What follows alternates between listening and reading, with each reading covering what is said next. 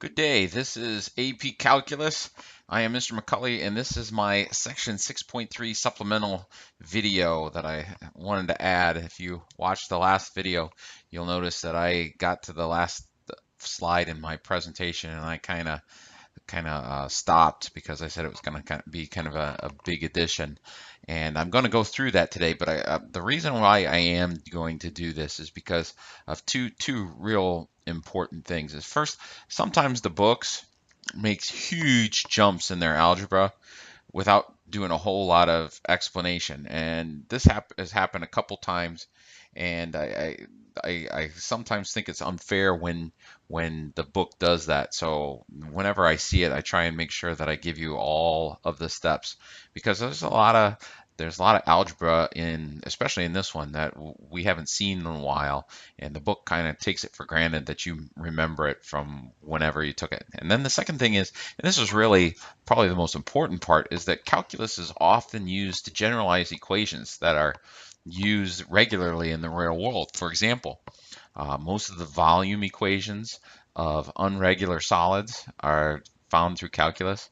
A lot of what do I want to say? A lot of exponential equations like calculating mortgage rates and things like that are often used, are generalized using calculus.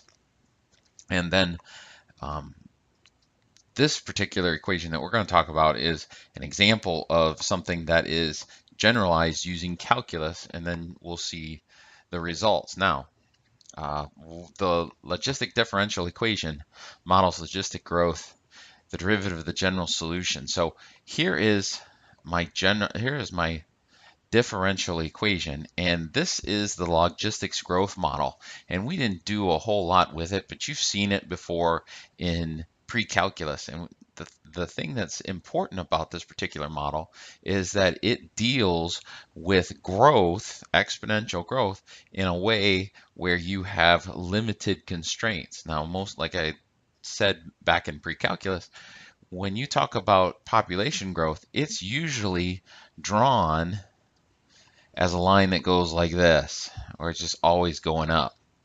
And that's fine, but there are limiting factors in population on Earth. For example, space, food, water, all of these things have a limiting value. So when we talk about logistics growth, this seems to be a more reasonable way to model things. Things are going to start out small, they're eventually going to grow at a reasonable rate, and then eventually they're going to approach some limiting top value. In this case, that limiting top value is going to be up here, and you can think of it fairly simple if we think about it in a limiting value as x goes towards positive infinity. As well, I suppose in this case I should call it t. As t goes towards infinity, this value here tends to go to 0 because it's 1 over e. It's actually going to become b over e to some infinite power. That value is going to tend to go to 0. 1 plus something that goes to 0 is going to be 1, and L divided by 1 is going to be obviously L. So let's talk about this thing in the context of what we're doing right now, and that's separation of variables. So I'm trying to get my y's on the left-hand side and my t's on the right-hand side. Well, this expression here and this expression here are both terms that have y in it. So I'm going to divide both of them to the left-hand side, and then I'm going to multiply by dt to get it on the right-hand side. So I get something that looks like this. I get 1 over y times 1 minus L over y dy is all equal to k dt. And now we have our variables separated. Remember, L is a constant, this top value, whatever that may be, and k is a constant. That's our constant of proportionality. That's the word I was searching for. And so normally what we do is we integrate both sides.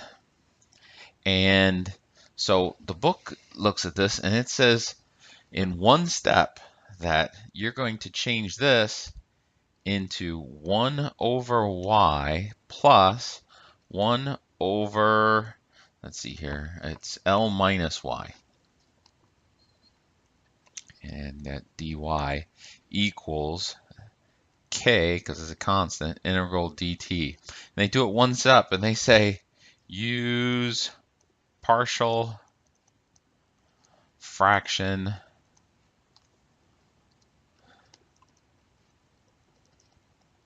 decomposition.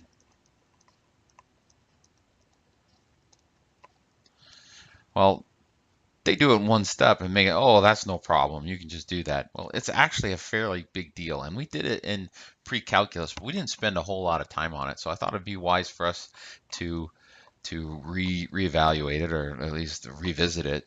And so basically what we want to find out is, how does this thing equal that thing? Well, when you're doing your partial fraction decomposition, the way you start off with is you start off with this original fraction.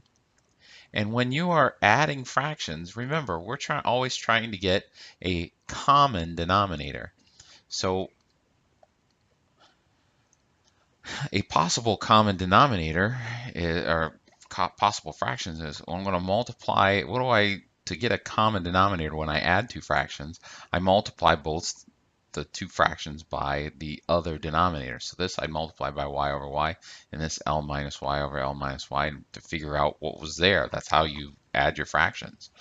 So the question is, how do I know it's one here and one here? Well, at the start, I don't. So what I'm going to do is, if I'm trying to figure this out, and again, we don't know this. We're not sure. We're trying to get it so that we can do two fractions, so that we can somehow integrate this thing. So the way I'm going to do it is I'm going to separate the two factors that are in the denominator. I'm going to put the first factor there, and I'm going to put the second factor, 1 minus y over L, in that second denominator. Now, I don't know what goes here, so here's what I'm going to do. I'm just going to put A, and I'm going to put B. And so what we're going to try and do here is we're going to try and solve for A and B. Now we know that's not an easy task, because we have one equation with essentially three variables, y, a, and b. L is a constant. So what do I want to do? Well, I don't want to deal with fractions. So here's what I'm going to do. I'm going to multiply both sides by this y times 1 minus y over L. And when I do that, I'm going to multiply it to the first fraction here, the second fraction, a over y, and b over 1 minus y over L. And what's going to happen is, when I multiply this y times 1 minus y over L times what's on the bottom here, they're going to cancel, and they're going to leave me with just 1. Now, when I multiply y times 1 minus y over L times a over y, the y's are going to cancel, and I'm going to get a times 1 minus y over L. And then when I multiply y times 1 minus y over L times b over 1 minus y over L, the 1 minus y over L's are going to cancel, and I'm going to be left with just b times y. Now, I don't like this thing right now, so let's change this into a single fraction. Let's change 1 minus y over L to a single fraction. So I've got 1 minus y over L, and so I want to multiply the 1 by L over L, and that's going to give me L minus y all over y. So now I have 1 equals a times, excuse me, I screwed this up. How does the denominator change, McColley? Get it right. Okay, so I have that. So I can rewrite this as L minus y all over L and plus b y. All right, so how do I determine what A and B are? Well, it's fairly straightforward. I've got to figure out a way to cancel out one of these two things, and so that I can figure out what value for A is going to make this work. So my first step, I'm going to say, let y equal L. Now, if y equals L, and this is the harder one, I get, in my next step, you know what? Let's write that if you're keeping notes.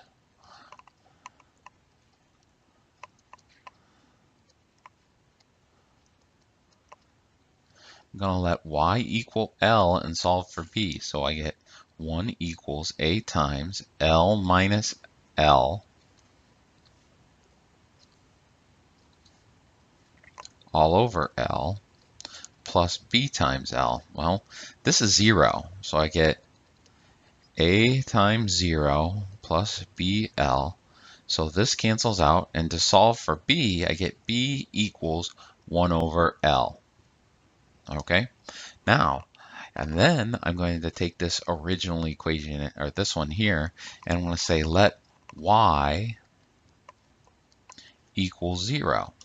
Because then I can take this equation again and I go A, or 1 equals A times L minus 0 over L plus B times 0. This cancels. L over L is 1, and then I get A equal to 1. So now I go back up to this original decomposition. Let's see if I can just get this part. Yep, I'm going to, let's see here, clone it, and let's bring it down.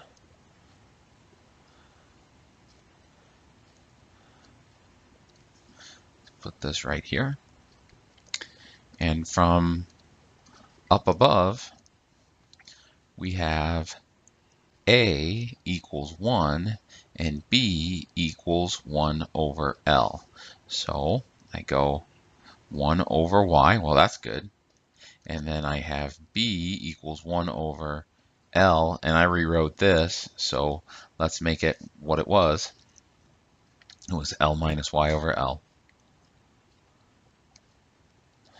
And let's keep the signs correct there, McColley. There should be a plus, so just bring that down. And this thing I gotta flip and multiply, so I get 1 over Y equals 1 over L times L over L minus Y. Those cancel, and I get a final answer. And why do I keep putting equal signs in there? Jeez, it's driving me nuts. Probably driving you nuts too. Sorry about that. So I got 1 over Y plus 1 over L minus Y. And that is the partial decomposition for us to get from this step to that step. It took us quite a bit of time. But the good news is these integrations now are fairly simple. The integration of 1 over Y is just ln of Y. And then the integration of 1 over L minus Y is going to be negative, because the derivative of L minus Y is just negative 1. Ln of L minus Y. And then the integral of a constant times 1 dt is just going to be kt plus some constant c. Now I'm going to do something funky here, and you'll see why in a moment.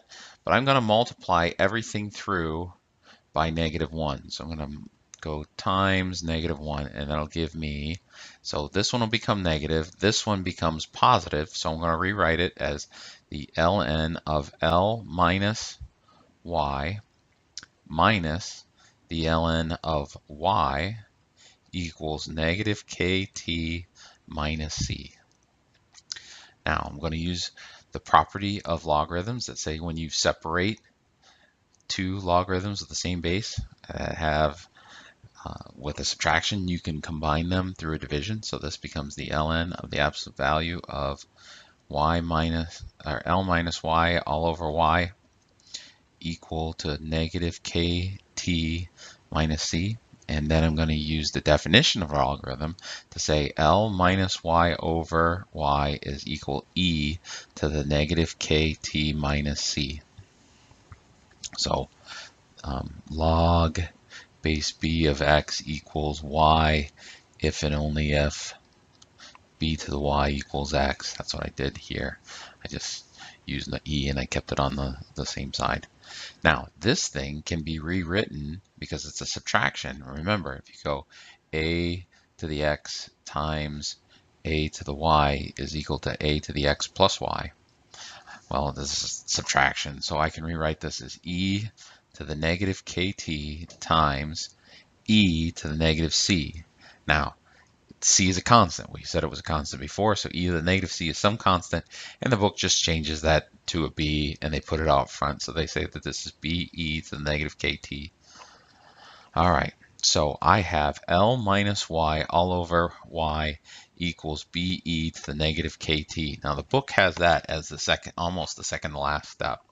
And then they go, okay, solve the equation for y, and you get what's at the bottom. Well, that's not really that easy either. So if I'm solving for y, I've got to multiply both sides by y, and that gives me L minus y equals YBE to the negative KT. And then I add the y to both sides, so L equals y plus YBE to the negative KT. And so now I have two terms that have y in it, and I can factor that out. Get L equals y times the quantity 1 plus BE to the negative KT. And then solving for y, I'm going to divide both sides by this expression, and then I'll flip it over and get y by itself. That'll give me L over 1 plus BE to the negative KT. Now, that was a lot, and I get it. And it took me 16 minutes to do one explanation. But look at this thing. I know this is ugly, but I now have an equation here that I can plug in a bunch of numbers for and use regularly. If I memorize this equation, I don't have to do any of this stuff every time I get there. I don't have to do all of these things. I've made a generalized equation that I can use to show logistic growth, where this is an upper bound, this is some rate of growth or decay, and this is a constant. And this, when I say it's a constant, it's usually going to be 1, and it changes dependent upon the problem. You'll see it if you'd see it if you used it. I just don't really want to draw it out anymore. At any rate, again, a lot of things going on here. We reviewed we reviewed some old algebra from pre-calculus, partial fraction decomposition. We reviewed separating variables, and we talked about it in terms of leaving certain variables or certain unknowns as constants. In this case, both k and L were constants, and we did the integral with respect to the variables, leaving those things constant. And so a lot of things happened here. And as always, if you think I made a mistake or an algebra error, I think I did pretty good this time, although I had a lot of pluses and minuses. All right, I'll shut up and let you go. If you have any questions, let me know in class or leave a comment. Thanks.